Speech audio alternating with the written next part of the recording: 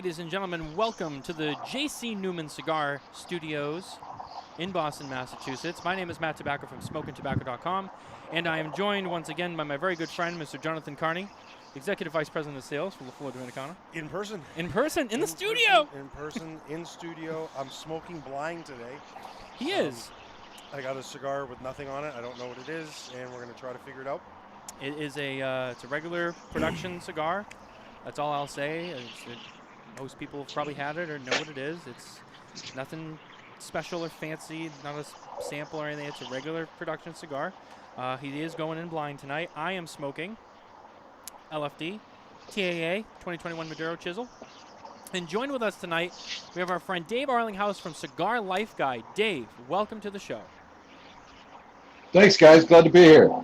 Yeah, it's we met. I'd be lighting up an LFD if I knew if we had LFD on.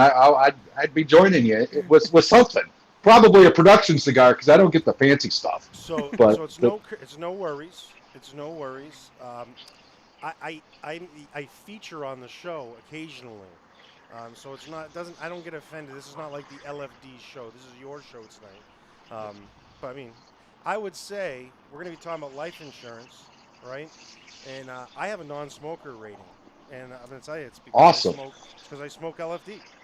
Oh, okay. There's the there you go. There you go. That's the secret. I've learned something already. Wonderful.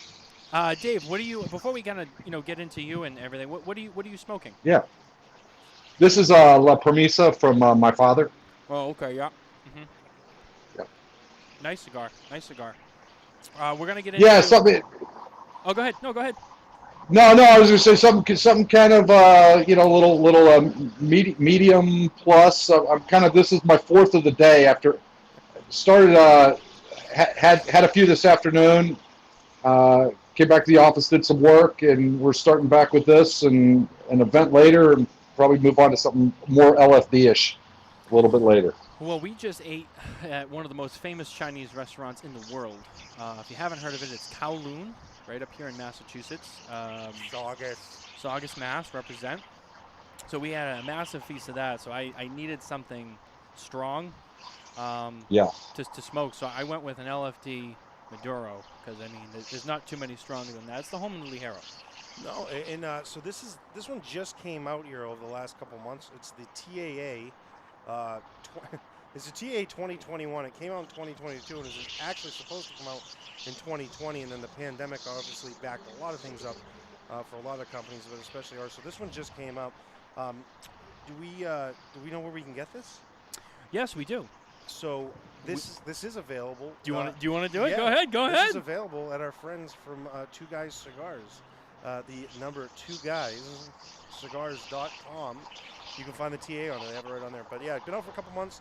The Maduro you're smoking, the blends are the same. They just have different wrapper tobaccos. Yep. So they're both equal in strength. For me, natural tends to be a little bit more of aggressive flavor profiles. Mm-hmm. So when it comes to fuller bodied cigars, the Maduro versions tend to be a little more tame. But I know you were smoking tonight. You said, oh, this is the Maduro. This is the strong one. So I'm interested to see where you think the strength's at. Because you've had this before, no? I have. Okay. I've had two of each. Yeah. So I'm interested to see where your strength level's at with it, what you think. I tend to find the Maduro to be a little less, appear to have a little less strength, even though it has the same body. And when it says the flavor profile is a little naturally less aggressive. Well, also half of that comment too was just the fact that it's LFD. True. So just in general, LFD you already start strong. Yeah, it's full body. You know, some of the medium body offerings. Like we smoked that Cameroon cabinet. I would not call that like it's a medium bodied cigar for LFD, but I wouldn't really call that a medium bodied product by any means. You know, it was a full flavored, full bodied smoke. That's what we had earlier, but I can't figure out what this is. It's driving me nuts. Yeah, so I told John he's going to smoke it. I'll reveal it at the end of the show what it is, and I'm curious to see what he says. Thank you for this thermos, by the way. We have our Cigar Life Guy swag in attendance tonight on the show, just for you, Dave, because we knew you were going to be here. But let's get into you. Let's you can use it next week too. You know, it doesn't go bad tonight. Absolutely, we'll use it. I think John's just going to keep rocking that. But anyway, yeah, so in addition to the TAA, you can find all sorts of La Flor Dominicana cigars from their collection at the number 2guyscigars.com. So Dave, I ran into, like I said, I ran into a TPE earlier this year. We got to talking, and we decided Yeah. to have you come on at the show. You have a little you have a little bit of something different than we normally do. We normally have manufacturers and reps and blenders and people like that on the show. But you do something a little bit different, but it's still cigar related. So why don't you kind of get into what is Cigar Life Guy? So in a nutshell, Cigar Life Guy itself it's a cigar lifestyle brand. And I've got content on the interwebs just like everybody else. But my real business is I'm the cigar smokers life insurance broker. What I do is help cigar smokers, guys that smoke cigars daily, regularly, not just once on a golf course or graduation or something like that, but I get regular daily cigar smokers, non-tobacco rates on life insurance. And the cost savings is dramatic versus what they would pay as a smoker. It's typically about 70%. So I've been smoking cigars for a long time, been in the life insurance business for a long time. 3 years ago, I put the two together, and Cigar Life Guy was born. And the response from the cigar community has been fantastic. So in a nutshell, that's it. We get you the same great life insurance products that non-smokers get. You just don't have to pay crazy prices. So it was interesting. We kind of teased this episode last week at the end of last week's show, and John was saying, I know what it is. what is it? 724. Nope. All right, sorry. Probably going to deal with this all night. But Oh, no, definitely. when I had mentioned that you were coming on and kind of what you do, John had also reminded me and everyone watching, his wife actually is in life insurance, and he thought this would be very interesting because I think he had some questions as to. Okay, great. Yeah, well, I don't have to ask life insurance questions. I have my own. I have like my. Yeah, I have an in-home 24-hour a day. Well, you. Actually, what they call me right now, I guess, is I'm called an orphan. So I have my life insurance policy was bought through an agent. That agent left the company, and then they refer to me now as an orphan. So I have nobody that I actually report to. And I said, well, babe, I'm like, don't I report to you? Like, don't I ask you questions or this and that? And because she's not an agent, but so no, I'm an orphan right now. I'm an orphan. Well, so yeah, just kind of a comment on that. Just generally speaking, the turnover in the life insurance business is very, very high. Most people buy a life insurance policy from, it's not great. I mean, we'd love to not be orphans, right? But you're not alone. Most people, get into life insurance business for whatever reason. They're in and out. They sell some policies to people, and they turn over or they move on to a different company, what have you. And that same agent that sold you that policy is not even in a life insurance business anymore. And so, orphan would be the technical term that they'd refer to you as. It's nice if you've got an agent that you can reach out to for questions, what have you.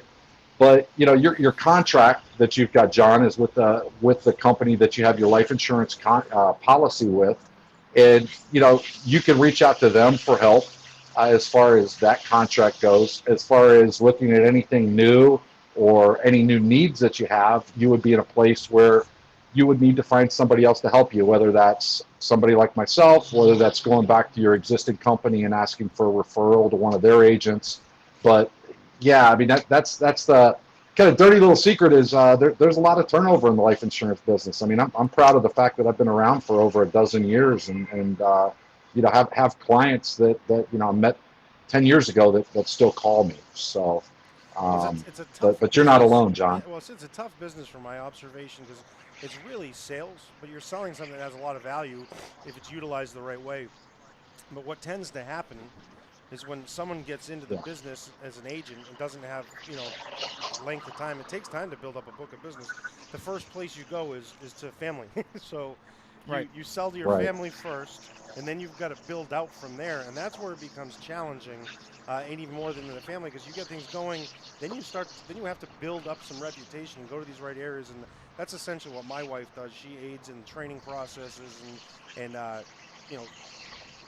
helping them understand where they got to go to get business done, which is essentially the conversation we're having is what you started here and what you're doing. You found a niche market and something that you're passionate about, and you're having success with it. No, absolutely. And just to build on your comment, I mean, I'm in a position where, because of the way I've branded my business and the way I'm targeting my business, all I really do is marketing. I'm on a program like this. There are other activities that I'm involved in. I do a lot of events. I'm online, etc. But I'm not selling.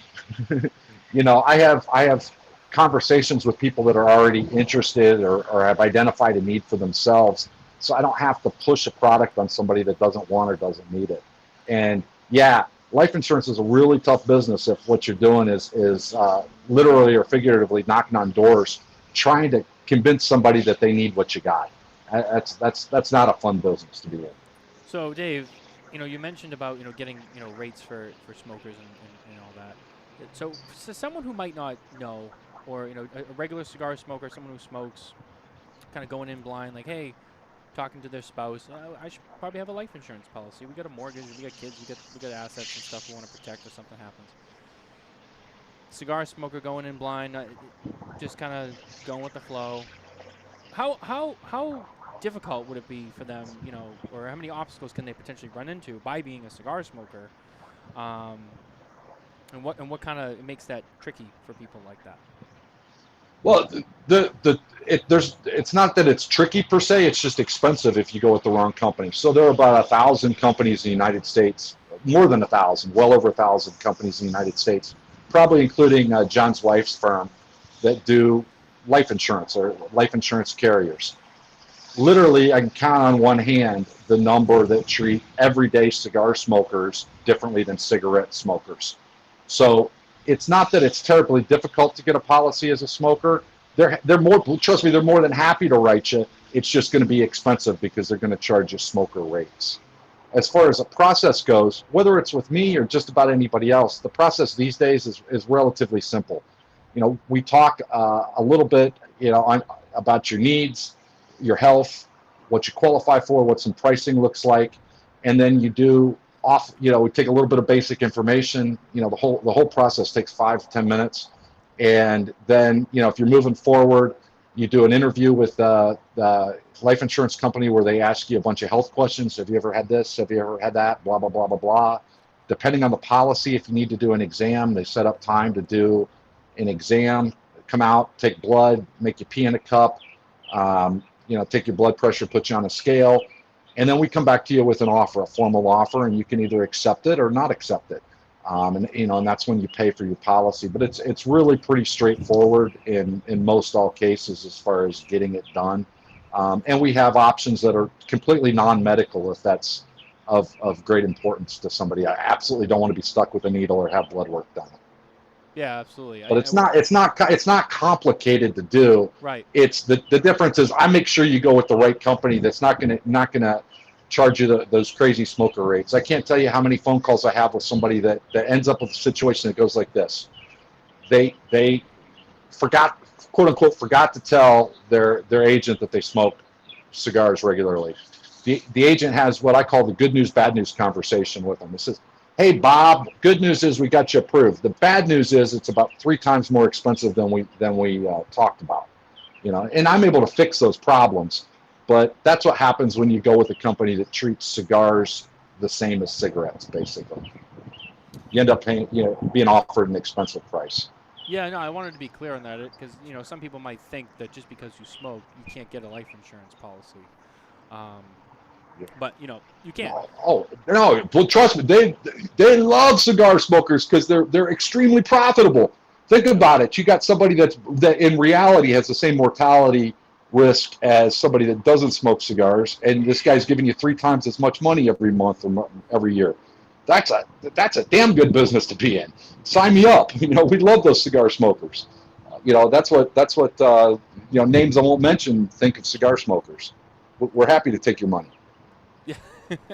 Who doesn't? Who doesn't want to take Mexican money? mermaid. Nope. All right. It's fun. I like doing stuff like this, and we should do it more. I have the luxury of John being with me, so it was easy. But in theory, I could send him some unbanded stuff when I know he's going to be on. We could do this more. I like this. It is. Because I see you squirming over there, and I don't know if it's because you got the... Well, you gave me a little hint. You said I've had a lot of them before, so there are a lot of similarities of different things I've smoked. You've been pretty close. I don't know yet. Let me ask you this question: do you know what country of origin it's from? Well, this is whatever this is has tobaccos from a lot of different places. So this is not just like straightforward. If you had to guess what country it was made in. Well, I would not say Dominican Republic.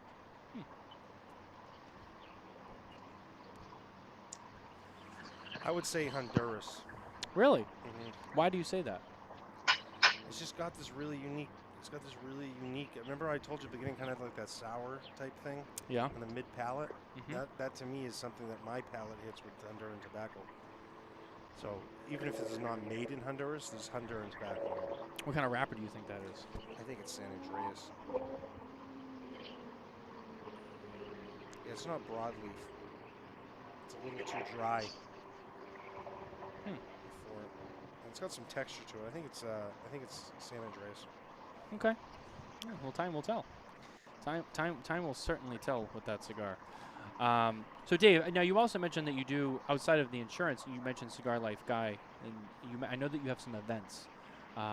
We were talking a little bit before about some events you have doing. Tell me a little bit more about those events that you do.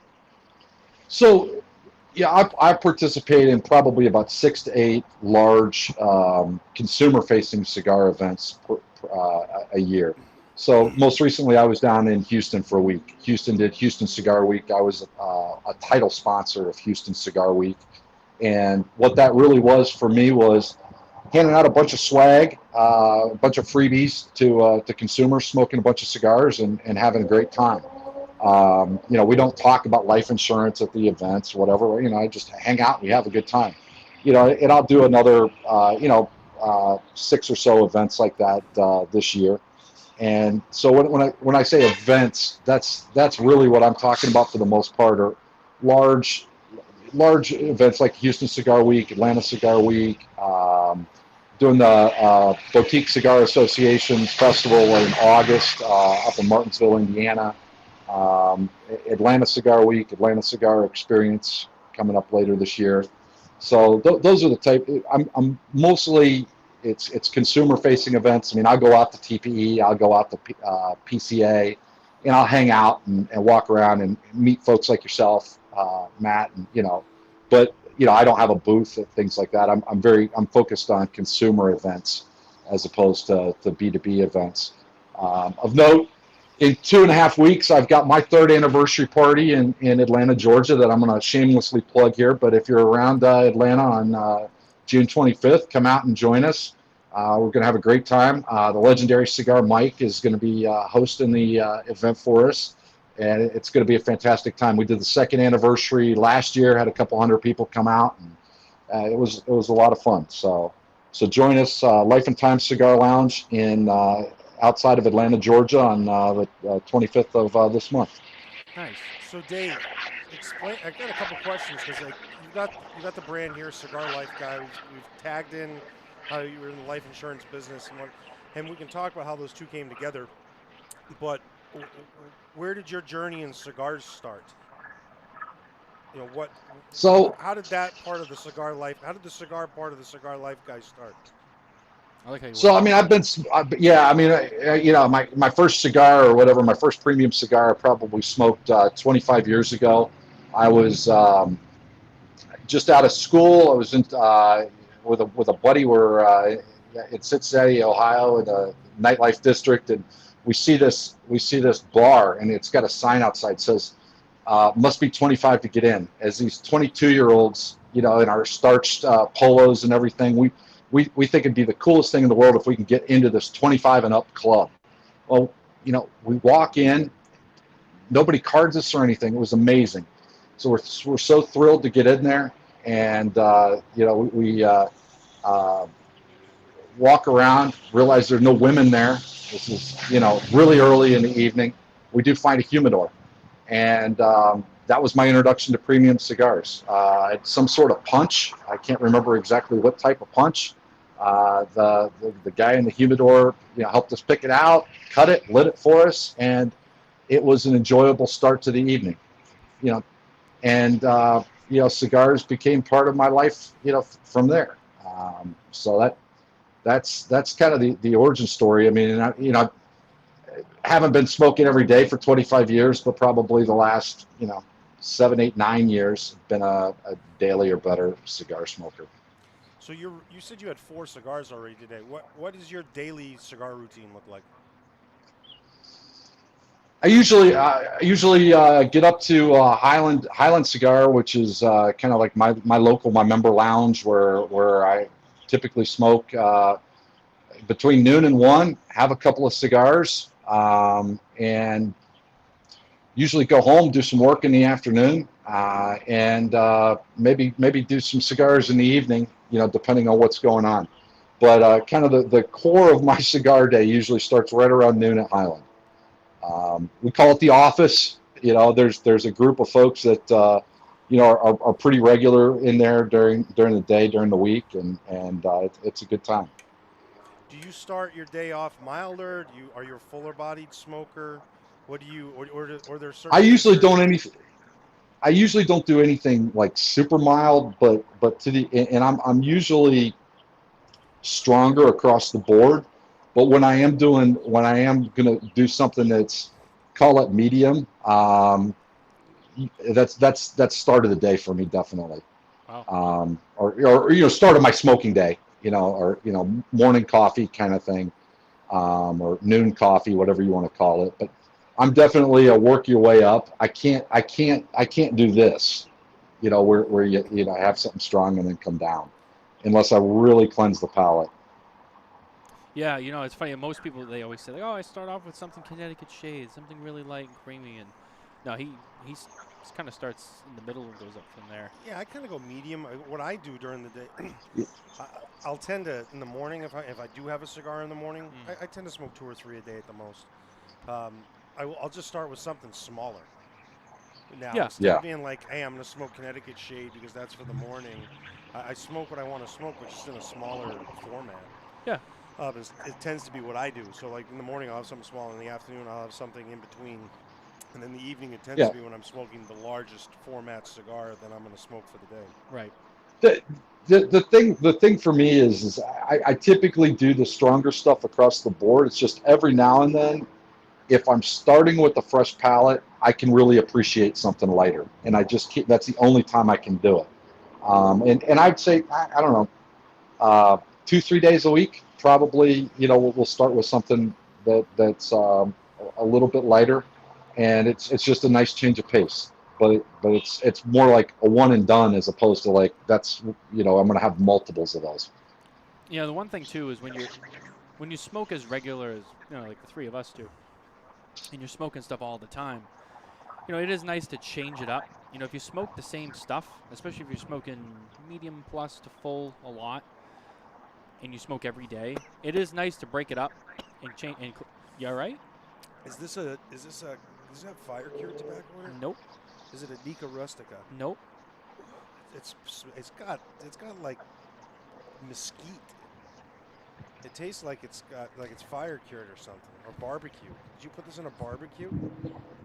Good grief. It's been in its original All box right. in the humidor. All right. Sorry, I was smelling it to try to get that smell, but Yeah, I'm he's gonna got some special fermenting there that he's not going to yeah. disclose. If I take any more puffs like that, my wife's gonna get to be able to take advantage of my life insurance policy real quick. So I will. All right. So I gotta, Dave. I'm sorry. I gotta pause for a second because You're fine. I have to kind of get his wheels spinning a little bit more now. So I'll tell you I'll start with this.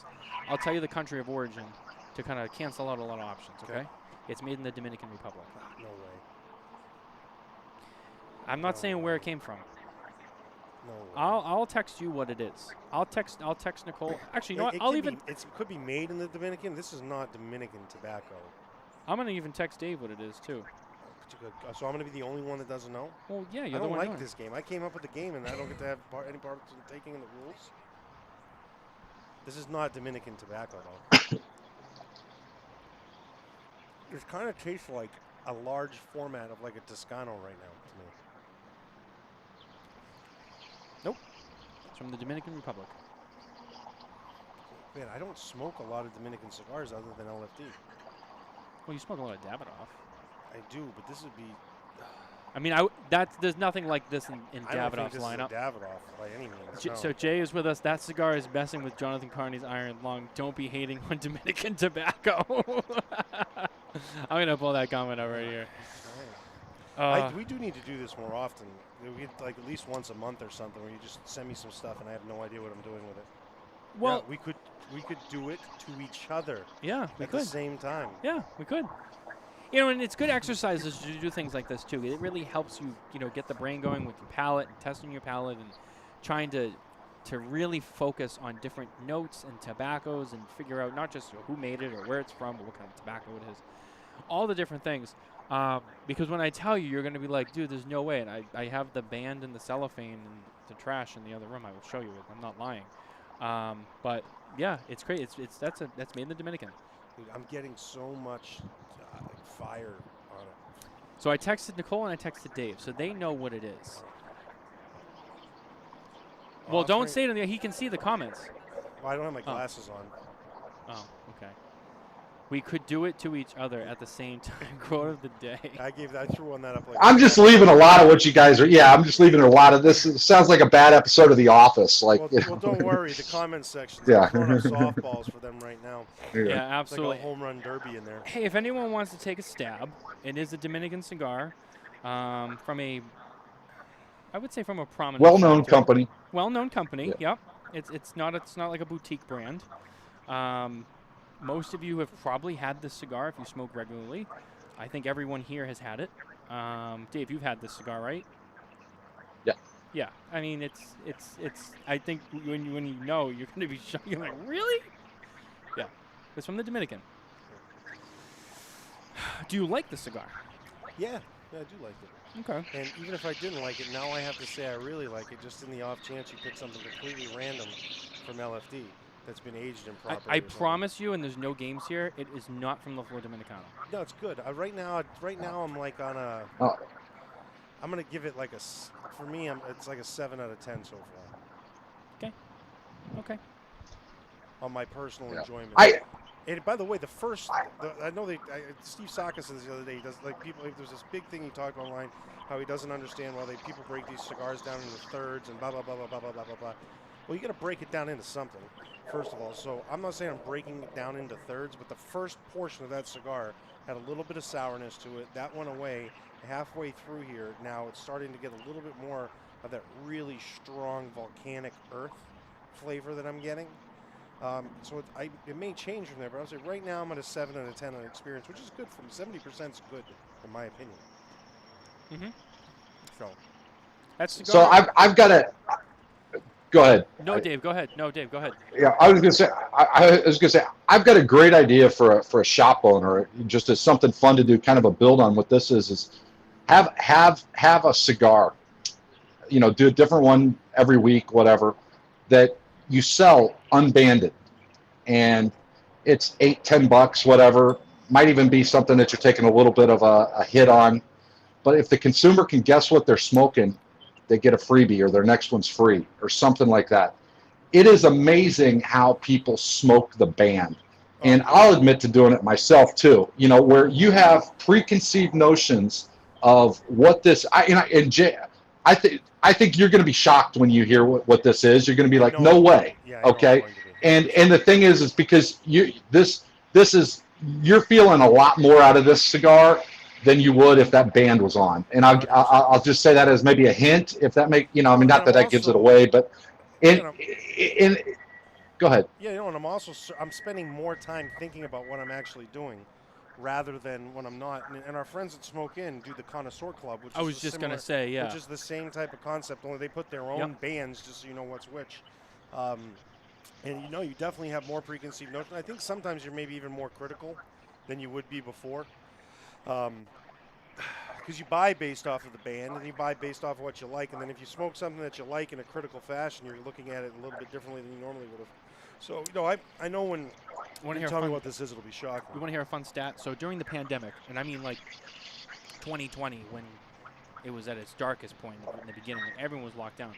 Habanos, or representatives from Habanos, I heard this, through friends in the industry. By the way, hold up. Mark, I think it's San Andreas wrapper, from what I'm explaining. hold on 1 second on that. So, Yes. well, you I'll know take- what it is. well, Oh, you're gonna give him a hint. Okay. What is it? okay. Well, I wouldn't have told him that, but I don't remember what I said though. all right, good. That's safe. Don't say anything else. No, but so I was talking to some friends, during 2020 when the pandemic was, everything was locked down, everything was crazy. They had said that they saw a steep decline in Cohiba, Romeo, and Monte Cristo sales, and they saw an increased uptick in the lesser-known brands, Sancho Panza, and all those other brands. And they attributed it to a lot of the times people when they go to cigar shops and I lounges. know what it is. Hold on a second. They see the band, they buy the band, you go to a lounge, you smoke Cohiba, you want to sit in the lounge, you want everyone to see you smoke Cohiba. Everyone's at home, no one's watching you, so what difference does it make what you smoke? So that's a huge part Exactly. of it, too. It's a huge part. And just so you know, anyone who says, like, well, I don't buy on the band, you do. We all do it. I'll admit it. We all do it. We're all guilty of it, even at the Well, subconscious no, level. I know mean, it that's what. Let's face it. That's why branding is important. That's why you buy an Apple phone instead of something else. It's because it's a known entity. Or you go to a Morton's Steakhouse because you got an idea what Morton's is going to be versus Jim Bob's Steak. There is value in branding, and Yeah, and absolutely. so it's not always it's not a negative. I mean, that's or not 100% a negative. There's a value in the LFD brand, So, John, and knowing that you're going to get a great experience. I know what it is. what is it? It's Connecticut broadleaf, and it's an Ashton Age Maduro. Nope. No. Nope. Fuck. Oh, well. Her hint sent me in the wrong way. Nicole, just I think her hint screwed me up in the head more. Now I don't know what I'm doing. Now I'm back at ground zero here. I know, that's why I picked this one. That's why I said Ashton, Age Maduro, because that's what Nope. I said at the beginning. I specifically picked this because I knew that it was going to be difficult for you to track. Right. Anyway, the show must go on. I don't think I've seen him get this flush. I have, but it's been a long time since I've seen him flustered on the show. No, I got. No, I'm good. I'm just, He's got his punch. I'm getting beat up over here. You know what it just is? enjoy a cigar for once. Dave, you know what's Had a going on hard over day. here? Dave, he's in his mind as What's he's that? as he's dealing with this. He's thinking of how he's going to get me back by picking. Oh yeah, payback's hell. Yeah. Yeah. I'll roast him. Yeah, and it's gonna be like a double harrow. It's gonna be something simple. No, I wouldn't do something like that easy for you. Oh man, that's Jay Davis. I didn't hear what factory. So we haven't announced the We announced country. We haven't announced anything else. I've said two different wrapper tobaccos. I have. And the only reason I changed from San Andreas was because of a hint Nicole gave me from something we were talking about earlier. So I switched to that, so I could, if I did guess it right, I would have just slam dunked it. So all we're at is country of origin, and then it's a Maduro wrapper. So it's a Dominican manufactured cigar, and it is Connecticut broadleaf. It's not San Andreas.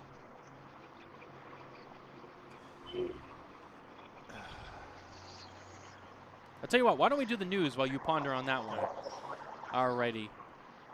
Our news, once again, is brought to you by our friends at McAuliffe Cigars. If you head over to McAuliffeCigars.com today, you can sign up to become an official ambassador. Get your ambassador number, your ambassador coin, and while you're at it, head over to Facebook and hang out with your fellow ambassadors in the McAuliffe Ambassadors group. This week in the news,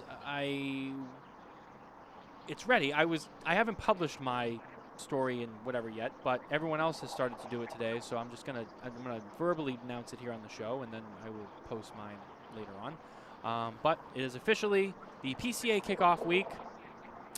We will be doing our full coverage of PCA from the trade show floor in Las Vegas in only a few weeks. We will all be there. Dave, you'll be at PCA, correct? Yeah. Okay. We'll be doing our coverage.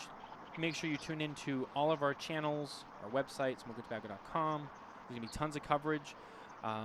Videos from the trade show floor, interviews. I don't know if we're going to do a show that week yet. I haven't figured that out. We have a very busy schedule, so I don't know what that week looks like, but we will have more information on that as soon as I make that conclusion. But There will be tons of coverage from the trade show this year. Lots of manufacturers returning. We saw a very light show last year, so make sure you stay tuned with us. Spare Notes is going to be this week. Once again, Coop and I are going to start the next couple of weeks. We'll be doing our pregame shows for the Super Bowl of Cigars, the Premium Cigar Trade Show. There is going to be the return of La Flor Dominicana, and there's something special planned to welcome La Flor Dominicana back to the trade show floor that will be exclusively brought to you by Smokin Tabacco. There might be a giveaway in celebration of the PCA. I'm going to keep that one tight-lipped for now, and I'll tease that. I'm just going to tease that here, so stay tuned. There's going to be a giveaway in terms of the celebration for PCA. And I think that's all I'm going to say. There's also going to be some other stuff I do with Coop, but I'm just going to tease that too, because Coop's all about teasers. So in spirit of William Cooper, I'm going to do some teasers. Well, an interesting thing that we were talking about today that popped up on, this is news coverage, not breaking the news. Cigar Aficionado announced a collaboration between Excalibur, which is owned by Scandinavian Tobacco Group, and Illusion.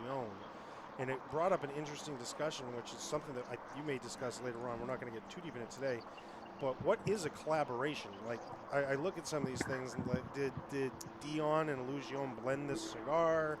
Is this some sort of a marketing thing? What's the deal? And we've seen these things before, but that was a piece of information that came out today that I really think spiked a part of the industry that had been kind of on hold for the last year or so. There weren't a lot of these projects. Yep. But Pete Johnson did the one with the Henry Clay, and then you've seen, AJ Fernandez is making cigars for everybody. But you saw collaborations. So, I'm looking forward. I'm not going to have a discussion on the show, but what is a collab? What is an actual collaboration? And what actually goes into that? If you just throw your name on something, is that a collaboration? I don't know if that's the circumstances with the one with there, but is that really a collaboration? We're starting to see them again, but they've been kind of on hold the last year and a half or 2 years.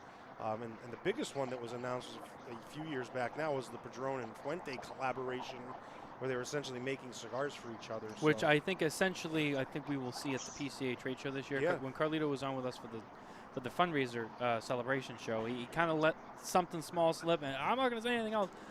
So I think we're going to see something. In my speculation, I think we're going to maybe see something at the trade show this year on that, but they're keeping it really under wraps because there's a lot of hype on that. I see a lot of collaborations coming in the next year. Yeah. The industry as a whole is going to have some attraction.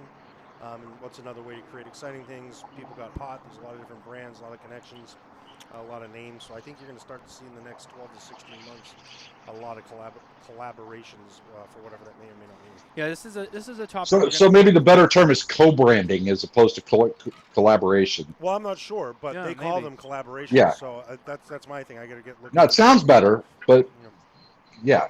There's multiple. So what I will say is. There's a lot of collaborations, but there's multiple ways that it goes about. Sometimes people are making cigars with people. Sometimes, like Jay said, usually collaborations seem to be a collaboration of tobaccos, but not the blenders. Sometimes it's just, give me 50 grand, you can put my name on the band, do whatever you want. As we have seen, Juan Lopez from Gurkha was on with us a few months ago.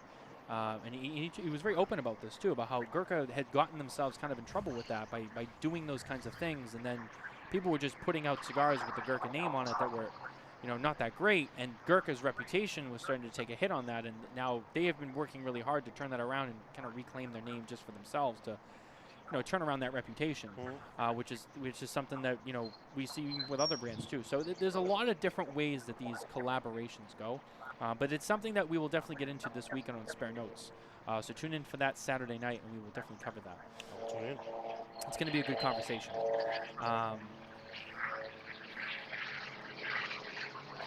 Sorry, I'm on producer duty because Nicole's not in front of the computer. So I'm like, it takes me like an extra second. I have to stop and think when I click. So we had the first conversation here of how the cigar part of Cigar Life Guy happened. So we know how the guy part happened because science is science. And one of those scientific things resulted in a guy. Yeah. So the second part is, like, how did you get into life insurance? Like, what was the path that took you into life insurance? You said you've been doing it now for over a decade. A dozen or so. Yeah, years. a dozen years. So how did you run into that? How did you run into that, and what Yeah, walk into I life grew up insurance? in corporate America. I mean, I grew up at Procter and Gamble. Was with them for a number of years. Moved into doing some consulting work, and really just got into life insurance really as a part-time kind of sideline kind of thing. Liked the business, and kind of decided I wanted to make a full-time go of the life insurance deal back in like 2012. And that's I was branded as Dave Life for the better part of a decade, and was really selling kind of just general lines life insurance to all kinds of middle America kind of folks. So there's and out of that moved into Cigar Life Guy. Cigar Life Guy, the origin of that really was a lot of, it really happened organically, talking with buddies at the shop, whatever, around, the whole what do you do for work kind of conversation. And it was like, dude, I can really save you a lot of money on the life insurance, man. If you're getting killed, paying those smoker rates, we can get you non-tobacco rates, cut your bill by 2/3 kind of thing. And, it wasn't branded as Cigar Life Guy, until 2019. And that's when I kind of put it together and decided, hey, let's market this as Cigar Life Guy. Since the beginning of 2020, I haven't spent a dollar of marketing that's not focused on the cigar industry or the cigar consumer. And that's kind of how we went from life insurance to Cigar Life Guy. How do you get this done? Are people just not? Do they not have the availability of time to search out these types of things?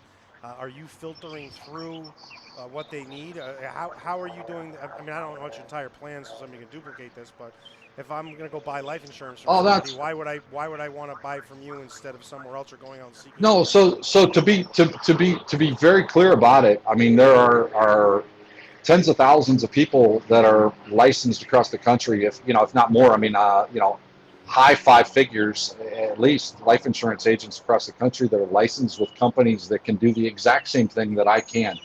Most life insurance agents aren't laser focused on this. A good, competent life insurance agent, if you tell them, yeah, I smoke cigars, can point you in the right direction. What I do for the consumer is I take the guesswork out of it and make sure that they end up in the right place. So that's kind of one piece.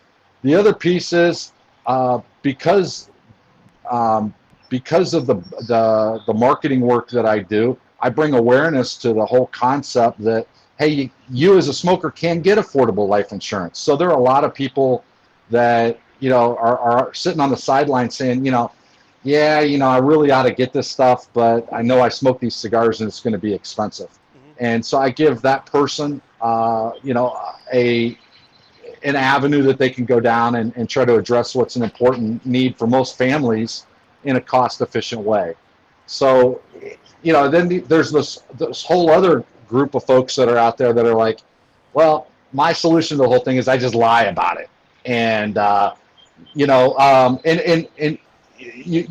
some of your buddies, there will be some of your buddies at PCA that very well, and I won't mention names, that have told me they lied about it when they got their personal policies, and they own cigar companies. Okay, so it's kind of funny, but it's the whole idea of, well, I just lie about it and then stop smoking for a couple weeks so I can pass the piss test, basically.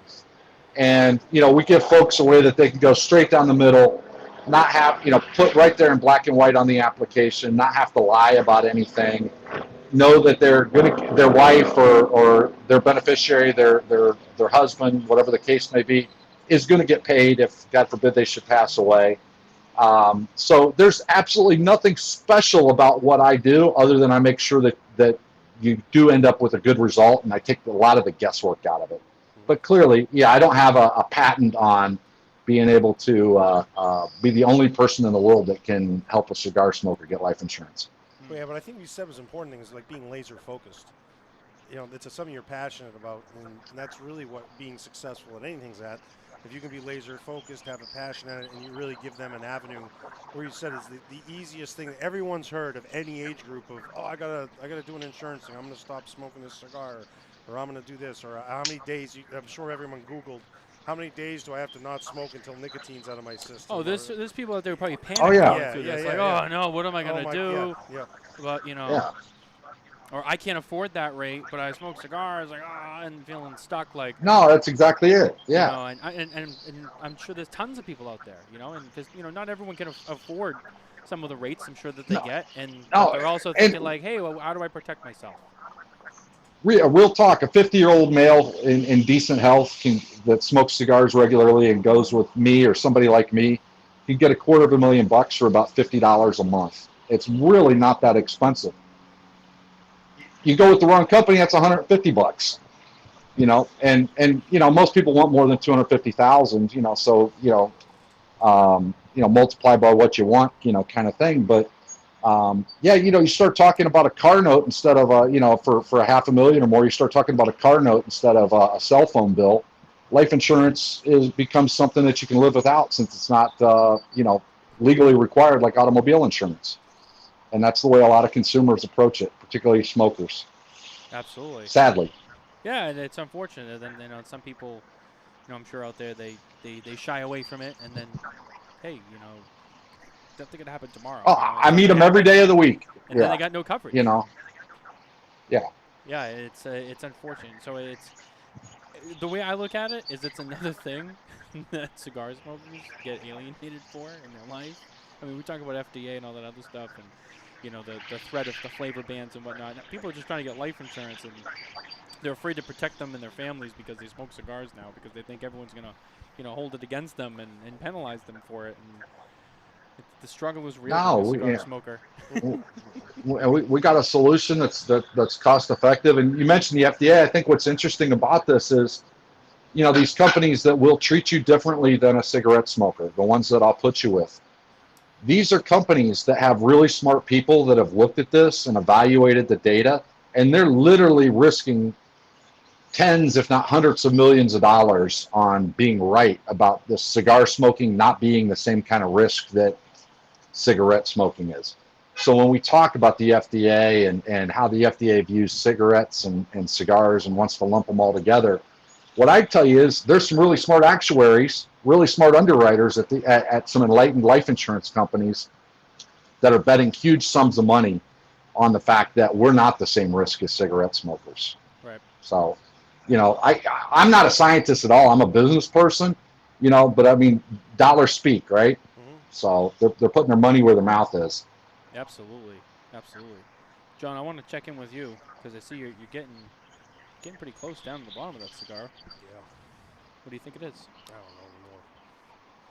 I don't even know He's what giving it up. is. Yeah. Yeah, I From just kind of want to enjoy it now.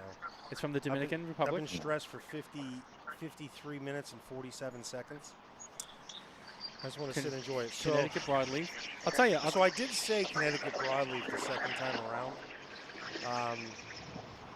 But man, it's got some. I'll give you one more The hint. thing that's screwing this up for me is that taste of that I get from fire cured tobacco, and I can't get past that taste, and I don't. This doesn't taste like what I've smoked. I don't before. It taste that is. when I smoke them, so I don't. It might just be you. I don't know. Maybe it was the Chinese food and the fruit punch. Maybe. I think that's what it is. All right, give me one more hint. It's another very well-known cigar blend from this manufacturer with a different wrapper on it. What is it? The unnamed reserve or the unmanned? The man's now named what? The añejo? Is it Fuente añejo? Yeah. Well, if I well, dude, that's I think I almost Ashton Age Maduro was a pretty damn good guess. But it wasn't añejo, so I said no. God, give me a break. Give me a break. It's a Fuente I Añejo almost number nailed 60. it. My second guess, I almost friggin' nailed it. Then you sent me into left field with this thing. I wanted you to think. Oh my God! It's a Fuente Añejo. It's blowing my mind though. I'm gonna tell you, man. There's this taste of freaking like fire cured. I'm gonna go. That box is from like 2018, Yeah, 2019. I'm gonna go where I'm at on it. I'm gonna give this for me a 8.1 out of 10. The second half of it's been a lot better. That sour part in the mid palate went away. It's real clean right now, but it still does have that smoky taste to it. not like cigar smoke, like smoke. When we have like the smoked old fashions, that smell is the scent. Sorry, is the flavor I'm tasting. Interesting. Definitely unique for sure. Definitely unique. I haven't heard that from that cigar. Well, it's certainly not as sweet. The aged Maduro is sweeter. Yeah. So that's when I threw that guess out there. I was like, if I'm gonna get it, it's gonna be a slam dunk. But if you had told me it was, there's no sweetness. The sweetness is not there that is on that aged Maduro. And yeah, it's very, it's good. It's an 8.1. I'm enjoying the second half much better than I did the first. Yeah. But see what I mean? It's definitely a cigar I know you like. You've smoked it. I know you have. You've compared that to other cigars. Yeah, I do smoke the aged Maduro more often than I smoke this. But I just had an Añejo Shark like 2 weeks ago. Oh, did you? And I'm gonna tell you, it had that same smokiness to it. Yeah. So I guess that's a flavor profile that should be indicative for me now. For me, that when I taste that, that's probably what I'm smoking. See, this is a good exercise, and this is another example of why these exercises can be good because, you know, you're paying attention to it more. You're trying to think about what you're tasting more. J.C. Newman Black Diamond. No, it's not the Black Diamond. Although it's close. We did just announce it, right? Yes, it was the Añejo. It's a Fuente Añejo mark. Black Diamond is also made at the Fuente factory. Yeah. So very close. A little less sweet than the aged Maduro. I'd say this is probably closer to the Black Diamond. Yeah. Than the aged Maduro is to this. I would agree with that. Well, my turn's next. You'll have to get me. Yeah. Hey, this was fun. I enjoyed it. Absolutely. Now I can finally relax. Well, Dave, we're starting to wind down on the show here. So I wanted to once again thank you for coming on the show. Oh, it's my pleasure, guys. And definitely, if you want to learn more about what I do, check me out at Cigar Life Guy. Cigar Life Guy. It's been a long day. CigarLifeGuy.com and find me across social at Cigar Life Guy. Boom, there it is. Cigar Life Guy. You've heard it first. Why did I say that? I don't know. I'm getting distracted. You heard it here first. You heard it here we first. just launched Cigar Life Guy here today. I don't know why. First time ever. You know what? Because I'm reading the comments and I'm just all over the place today. It's Dave, hot. you and I were together at a function a few years back, I believe. Okay. You did Atlanta. You have to jog my memory. Well, you did Atlanta Cigar Week. Right, I believe it was right during the pandemic. It was in like 2020, and we did Atlanta Cigar Week. And you did an afternoon. I wasn't physically there because I was at the Trilogy. Well, that was with Jameson, right? Yeah, Jameson's a good friend of mine, and I was at the Trilogy House doing daily lunch pairings, which were over the top. Yeah. And I think you guys did like an orange juice thing or something. There was some. It was I forget. It was something with Grand Brulee. Grand Brulee. But. And it was over at a Red Phone Booth. Yep. Yeah, because I remember Jameson had to leave our event, went over to that, and I was tied up doing my dinner, doing my lunch. And I'll tell you, the House of Trilogy was a fun time, and they haven't done that since. But we had 5 days that week. Yeah. Every day I had a different chef that came in and did lunch and cigars. Is that when you met Cam Newton? No, that was years before that. Oh, okay. But yeah, no. So yeah, I remember you had one there. So when Matthew mentioned you, I was like, wait a minute. And then I saw your face tonight. I was like, this is the gentleman that was at the Atlanta Cigar Week. They're doing that type. He's going to say something else, not as polite as gentleman, but okay, I'll live with it. That's fine. I've heard worse. That's fine. This is the blue. So yeah, but no, I guess I'll see you physically at PCA. But no, we'll have to catch up a little bit. And again, the best part of this is, people don't need to be afraid to do life insurance because there are options out there. And, if you're thinking about it, I hadn't had life insurance until this last year, and I'm in the same situation where I have a non-smoker rating, and I didn't have to lie about it, which was great. So there's options out there, and if you want to support somebody that's in the business, Dave's your guy. So no, thanks for coming on. We really enjoyed it for sure. Absolutely. It was good to talk about. My pleasure, guys. Too, like this. I think this is the least we've really, we talked about cigars. We had the blind thing going on, but it was fun to talk about something real life. Yeah, it's something other than just the black and white of the cigar industry that we normally talk about. And also, to get people in touch with Dave and to know who he is. And because I know that there's someone who's going to see this and be like, we were talking about that. I have some questions, and reach out to Dave. So don't be afraid. Reach out to him. He's a great resource. He'll answer all your questions. If you're on the fence, sure he'll put your mind at ease. He'll get you in the right direction and take care of you. So he's definitely the guy to reach out to. So Dave, thank you for coming on the show with us. Thank you for sharing My that pleasure, guys. information. It's always a pleasure to have people on the show. It's been a long day, like Dave said. It has been a long day. Yeah, I mean, we've had we were talking about how it's tough on cigar smokers. Yeah. We had a tough day. We Chinese food, cigars. I mean, this has been a really long, hard. This is why people buy life insurance, because when they don't take care of themselves, they need something to back them up when they go unexpectedly. Yep. Yeah, we're not the healthiest group here. Well, today we weren't. Today we weren't. I'll be the first to admit it. But guys, that's going to do it for our show this week. Thank you for listening at home, wherever you get your podcast. Thank you for watching with us on YouTube. And as always, visit smokintabacco.com for more information. We'll see you next week. Take care, guys.